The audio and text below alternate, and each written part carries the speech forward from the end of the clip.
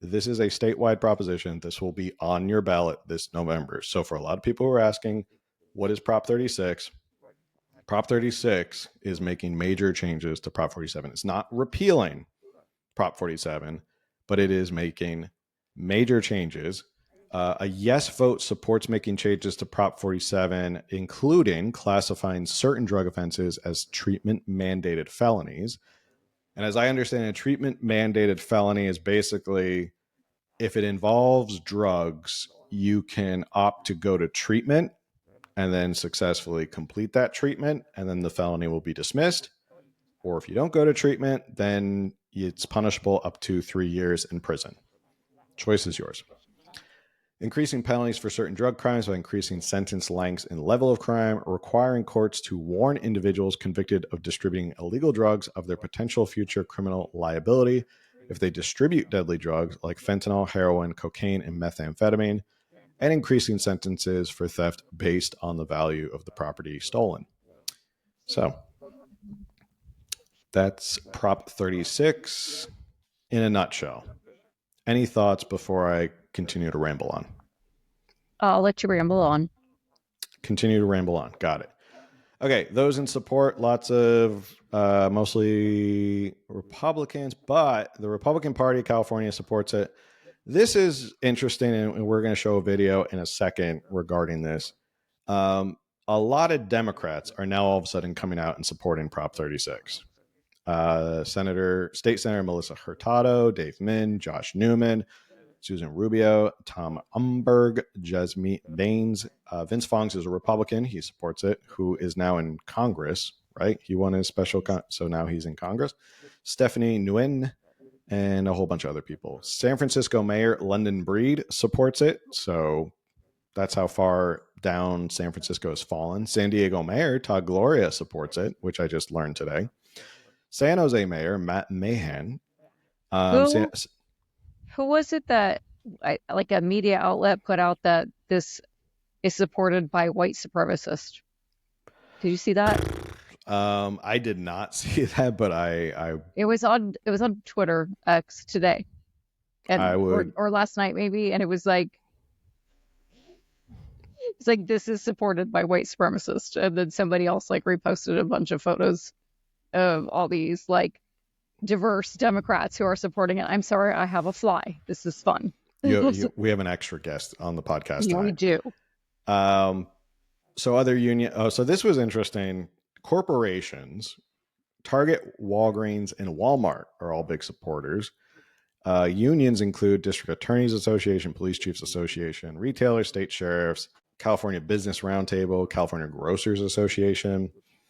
So it's a crisscross of people who are supporting this, which is pretty interesting to see. It's created kind of like dividing lines amongst Democrats. Some opponents who are Democrats, like State Representative Mia Bonta, wife of Rob Bonta, who's the Attorney General, who will likely be running for governor soon. Assembly Speaker Robert Rivas, Alex Lee, everyone's favorite politician running from his mom's basement. Basement dweller.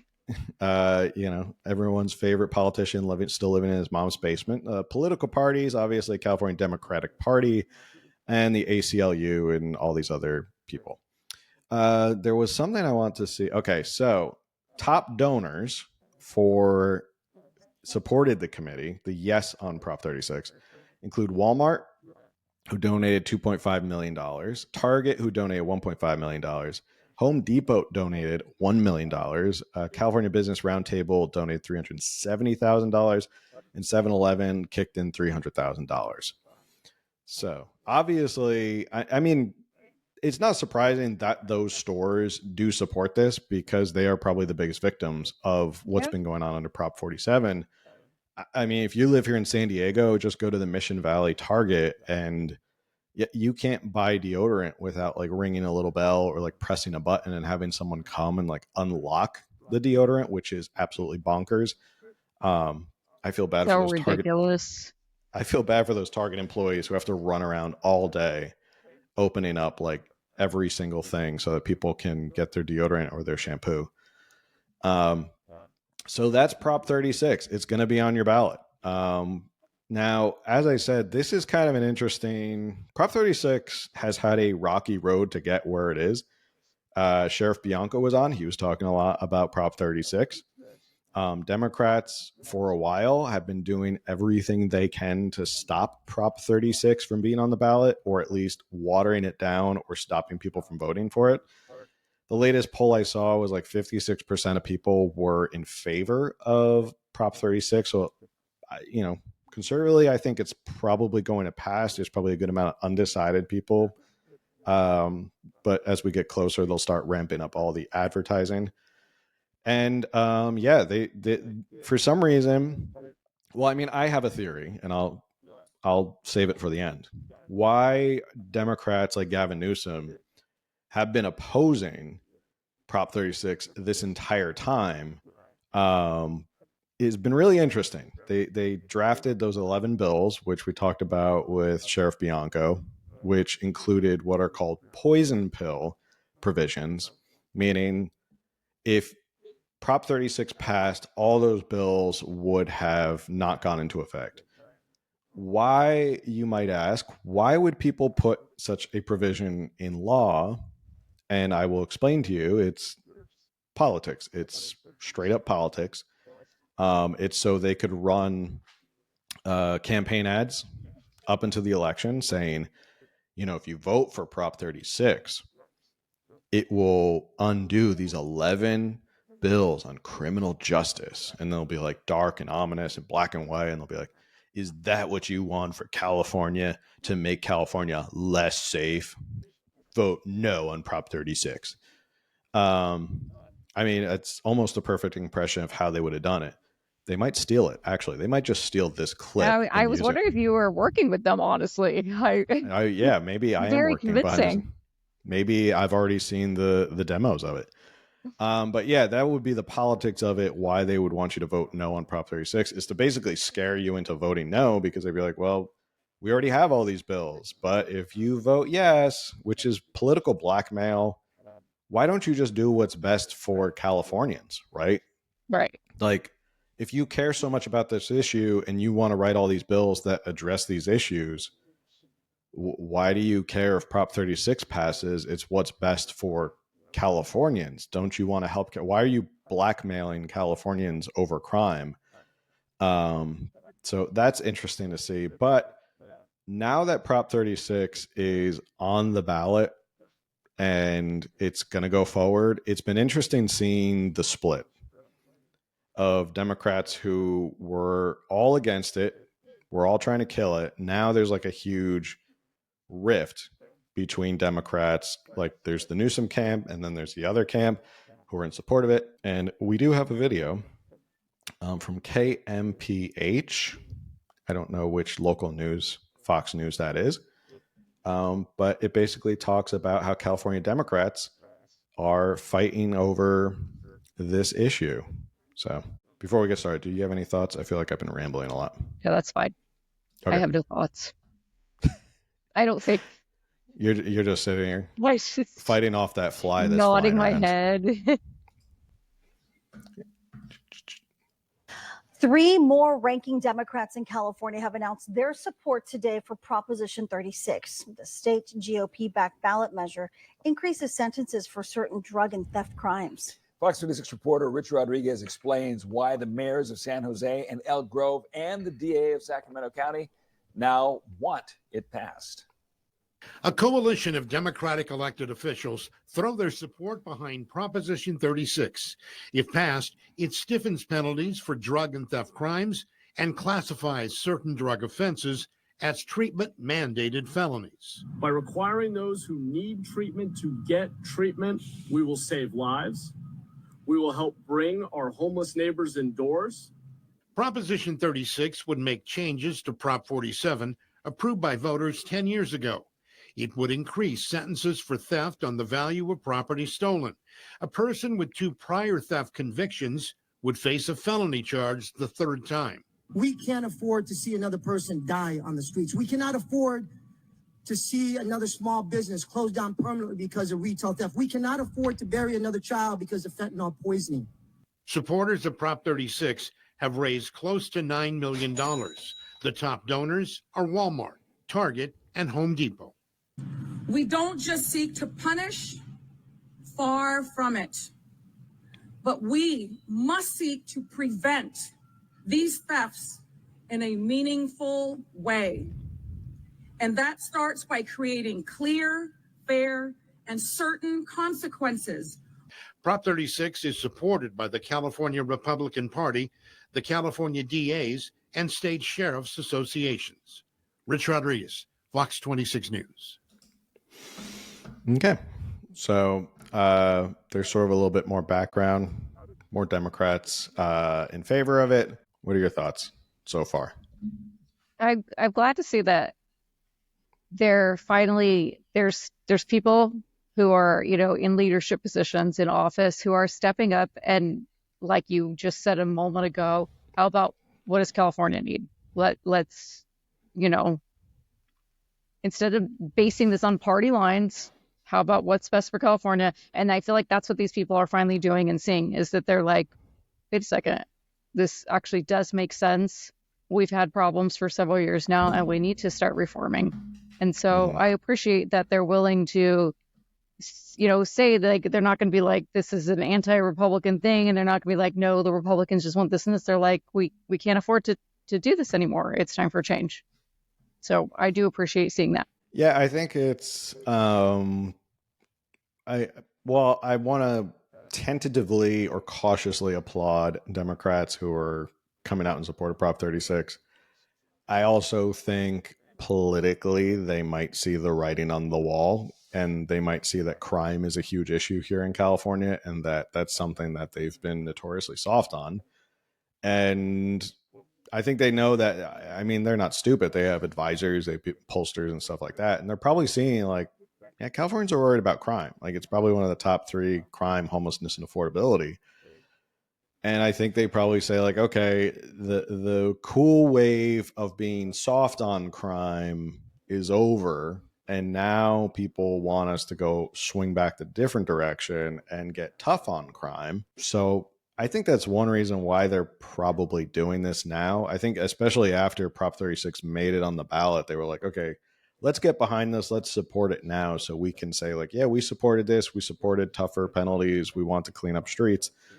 And yeah, but I think in the other camp, I've said this before on the show, in the other camp with, like, Governor Newsom, why he is just hell-bent on, like, not letting Prop 36 pass. I think it's, well, I mean, he did a lot. Like, let's just get that out there. Governor Newsom did a lot to try and stop Prop 36. He did backroom deals, back channel deals with the state legislature, with all these poison pill bills that they were trying to pass. At the last minute, they were trying to enact their own proposition, like a counter to Prop 36, which ultimately, like, they pulled because there wasn't enough support. And now he went out and signed like 11 new retail theft bills, which are kind of like watered down bills. And I think it's mostly because people, you know, he supported it. He supported it in 2014 as lieutenant governor. And politicians, golden rules, politicians never, ever, ever, ever like to admit that they were wrong on something. Yeah. Especially someone like Gavin Newsom. And if he's going to run for governor, or President. again, he already ran president. Thank you. He's already run for governor, and he's won twice. Is he does not want to go back on Prop 47 and say, yeah, I was wrong. I should have been tougher. Like, it had unintended consequences. I mean, that's really bad if you're running for president and you're like, yeah, I supported this proposition that basically turned our state into like a huge crime zone. And then 10 years later, after I saw the horrible destructive effects of it, then all of a sudden I changed my tune and I was like, oh, this is probably a bad idea. I probably should have seen this coming. So he's probably sticking to his guns on this so that it's not like ammunition against him down the road. And at least he can say, like, oh, I signed all these bills into law, and look, I took all these tough stances on crime, and we didn't even have to reform Prop 47. So that's why I think he's doing it. Right. That's my theory. What are your thoughts? Right. No, I agree with you on that. And remember, he said he was going to come up with his own measure or bill or something that would solve all these issues. And he was like, this is unnecessary because I'm going to do X, Y, and Z. And then the timing was very sus. Sorry to quote the children, sus. It was like all of a sudden it was clear Biden wasn't going to be able to run again, or he was not going to win, or whatever.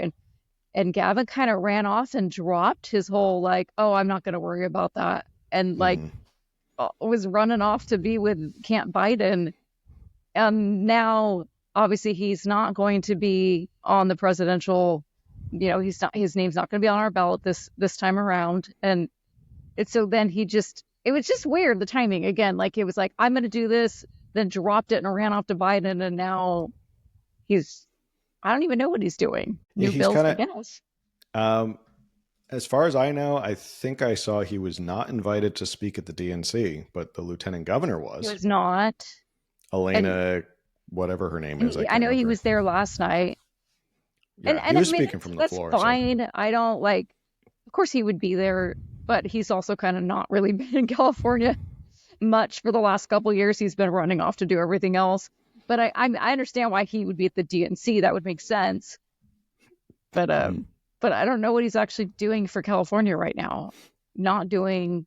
I honestly, there was so much talk, and now there's not. And I need to go figure this out. Gavin, what is Gavin up to? There's one more video regarding this, and then we have a little bit more, and then we got to get to the other proposition. So this is regarding San Jose Mayor and Governor Newsom split on Prop 36. Okay. And grab robberies, they've become a headache for Bay Area businesses and a hot button political issue. Well, today, Governor Newsom signed a package of bills and he cracked down on organized retail theft. He's trying to convince voters to reject a separate ballot measure that would go even further to punish property crime offenders. But a new poll from UC Berkeley and the LA Times shows 56% are backing Prop 36, which would impose stiffer sentences for repeat offenders. Amanda Harry looks at the heated politics over crime and punishment. The debate on Prop 36 is heating up. The ballot measure would allow felony charges and increase sentences for theft and drug crimes. Some mayors across the state are in support of it, including San Jose Mayor Matt Mahan. We see that we have an epidemic of unaddressed, untreated addiction. The answer is treatment. Mayor Mahan says Prop 36 would help reduce retail crime by mandating that drug-addicted individuals committing crimes get help. We have to have accountability for treatment. We have to give judges the tools they need to mandate that people get treatment. Governor Gavin Newsom was in San Jose on Friday, signing 10 bills addressing retail, property, and auto theft. He disagrees with the mayor, arguing that Mahan isn't seeing the full picture. I would ask those that support it, particularly mayors, where are the treatment slots? Where are the beds? There are 22 counties. 22 counties in the state of California. This is not a local initiative, Prop 36. It's a statewide initiative. 22 counties don't have one residential treatment facility. Mahan countered that there are thousands of treatment beds across the state, and they need to be filled with those who need them most, especially those who are making others unsafe by committing crimes because of their addiction. Yet Newsom insists Prop 36 won't reduce retail crime. They're lying to you. That initiative has nothing to do with retail theft. This has everything to do with retail theft. That initiative is about going back to the 1980s and the war on drugs. But Mahan says he knows from personal experience that treatment can help, but sometimes it can't be left up to the person to choose it. I have a cousin who many years ago ended up on the streets right here in San Jose because of addiction. Nearly died on the streets, and it was only because of the aggressive intervention of family members who eventually forced him into treatment that he's alive today. Mahan believes if a repeat offender has drug abuse issues, there needs to be consequences. He fully supports all 10 bills signed by Newsom, but he believes those bills are just a first step.